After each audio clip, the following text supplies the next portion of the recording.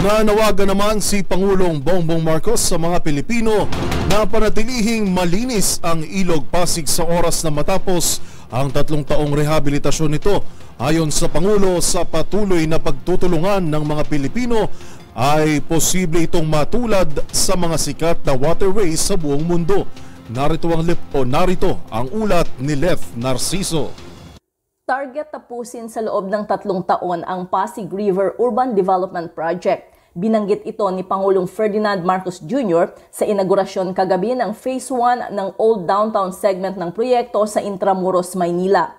Tampok sa Phase 1C ang bagong showcase area ng proyekto na may habang 500 metro at pupwestuhan ng food retail stores, walkways, bike lanes at viewing deck na mag-uugnay sa Plaza Mexico at Fort Santiago. Sa kanyang talumpati, sinabi ng Pangulo na tinututukan na ngayon ang pagpapaganda sa Pasig River matapos mapabayaan ng ilang dekada. Ayon sa Presidente, sisikaping itulad ang Pasig River sa mga tanyag na waterways sa mundo gaya ng Seine River sa Paris, France, Thames sa London, United Kingdom at Chao Phraya sa Bangkok, Thailand.